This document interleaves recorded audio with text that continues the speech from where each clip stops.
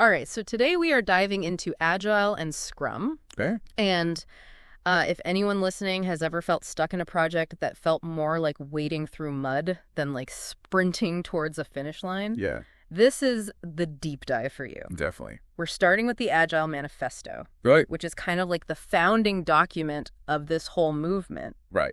You might be thinking manifesto, that sounds a bit dramatic for a project management approach. Yeah, a little bit. But trust me, these principles are pretty revolutionary, especially when you compare them to how projects were traditionally run.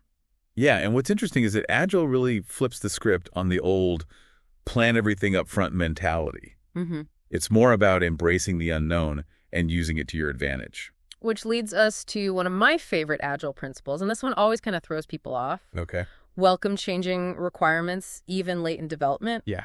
Can you imagine saying that in a traditional project meeting? Oh, yeah. Chaos, right? Total chaos. But the manifesto claims this can actually create a competitive advantage. Right. So what's the secret sauce there? Well, think about it. In the past, if a customer came back late in the game with a new requirement, Yeah, it would totally throw the entire project off track. of course. Agile teams, on the other hand, they're designed for this kind of flexibility. Yeah. They break projects down into these smaller, manageable chunks called sprints. Right. So when a change comes up, they can integrate it more easily without derailing everything. Instead of fearing change, they're saying, bring it on, we got this. Precisely. And this ties directly into another key principle. Business people and developers must work together daily throughout the project. No more silos, no more throwing things over the wall. So it's less like a relay race and more like a soccer team, everyone working together in sync. Exactly. When developers and business folks are in constant contact, they can address issues in real time, make sure everyone is on the same page, and ensure the project stays aligned with the customer's needs. This continuous feedback loop is essential. Makes total sense. Now here's one that always makes me chuckle a bit in our digital age. The most efficient and effective method of conveying information to and within a development team is face-to-face conversation. Huh, interesting. I mean, we've got Slack, we've got Zoom email. Why is in-person interaction so crucial? Because sometimes you just need to sketch an idea on a whiteboard. Mm-hmm. Yeah. To be able to read the room, see those subtle reactions, and really feed off each other's energy. There's a certain spark that happens in face-to-face brainstorming that's hard to replicate online. Yeah, I totally agree. Yeah. Sometimes there's no substitute for that in-person connection. Definitely. It's funny how we overlook those simple things sometimes. Like just being in a room together can make a huge difference. It really can. But that brings us to Scrum, Okay. which is all about putting these agile principles into action. Right. But where did this whole Scrum thing come from? It's not exactly the first word that comes to mind when you think project management. No, not really. Our DD's Guide to Scrum Master source takes us all the way back to 1980s Japan. So what was going on in Japan that sparked this whole movement? Well, at the time, Japanese companies like Honda and Canon, Right. they were really at the forefront of innovation. Yeah. They were just churning out these incredible products at a pace that like no one had ever seen before. And everyone's like, how are they doing this? Exactly. Yeah. What's the secret? And what researchers found was this new style of teamwork emerging. Okay. Instead of this rigid top-down management, they saw these self-managed teams working in short iterative cycles, constantly adapting and improving. Interesting. And get this, the researchers, they actually compared these teams to a rugby scrum. Ah, so that's where the name comes from. That's where it comes from. I always wonder, it makes sense though, that raw energy and everyone moving forward together towards a common goal. They saw that same kind of coordinated effort and adaptability. And it wasn't just about following a plan. It was about harnessing the collective intelligence and creativity of the team to navigate complexity. Which makes you wonder, why wasn't everyone already working this way? It Yeah. seems like such a more intuitive and, well, human approach. Well, I think a lot of it had to do with the mindset at the time. Yeah. Okay. Back then, the dominant approach was all about planning everything up front, sticking to the plan no matter what, maintaining strict control from the top. Right. This rugby scrum approach was like a total departure from that. Yeah, it's like they were saying, hey, sometimes the best plan is no plan, or at least a very, very flexible one. Exactly. But how did this rugby scrum approach in Japan evolve into the structured framework we know as Scrum today? Well, those early observations in Japan, they really planted the seeds. Okay. But it took a few more years and some key figures in the software development world to really bring those seeds to fruition. So we've got these like revolutionary ideas bubbling away in Japan. How did they make the jump from like the factory floor to the world of software? Well, one of the key players in this story is Ken Schwaber. Oh, okay. He was this software developer who really saw the potential of applying these rugby Scrum principles to software development. Interesting. In 1995, he presented his ideas for a more agile approach at a conference, and that's really where things started to take shape.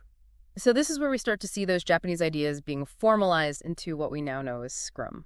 Yeah, you could say that. But I'm guessing what Schwaber presented back then wasn't exactly the Scrum we know and love today. You're right. Just like any good framework, Scrum has been on its own journey of continuous improvement. Right. It's evolved over the years, incorporating new practices and adapting to the ever-changing landscape of software development. Which is itself a very agile way of approaching things, right? Excellent. Constantly iterating, improving. It's all about that. So what are some of the key practices that have become cornerstones of Scrum over the years? One of the most important is this idea of retrospective meetings. Yeah. So after each sprint, the team gets together and they reflect on what went well, what didn't go so well, and what they could do better next time.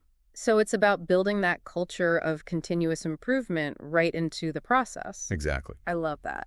They also started using story maps, which are these visual representations of a project. Okay.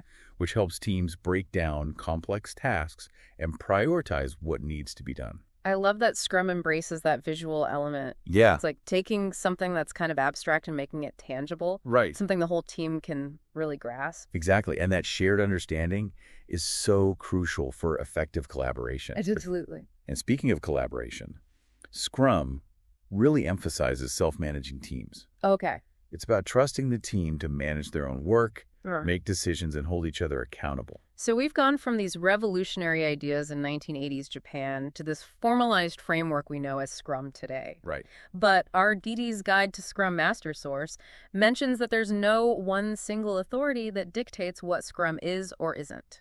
Yeah, that's true. How does that work in practice? Well, it might seem kind of counterintuitive, Yeah. but that flexibility is actually one of Scrum's greatest strengths. Okay.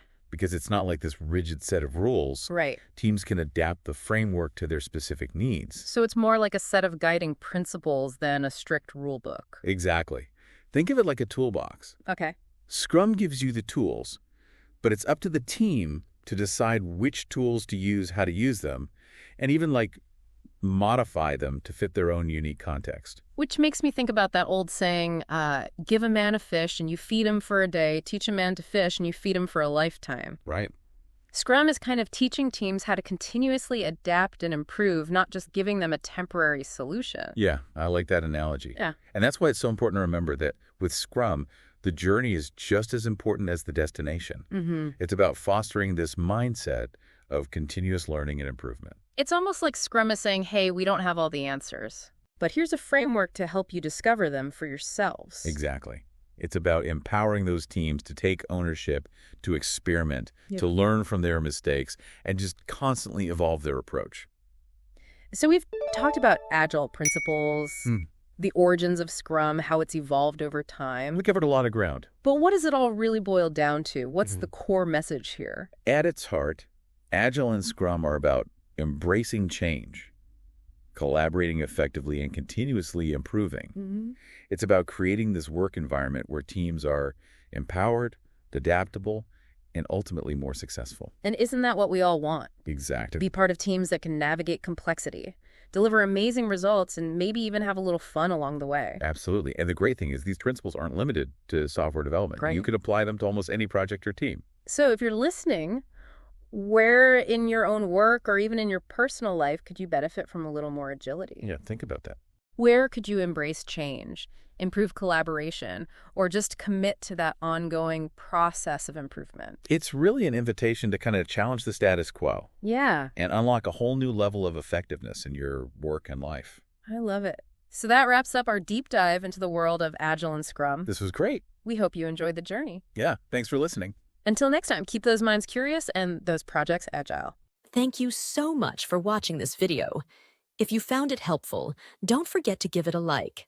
Subscribe to the channel for more content on Scrum and Agile practices. Press the bell icon to get alerts when we upload the next video. Your support helps us grow and continue creating valuable content for you. See you in the next video. Zay.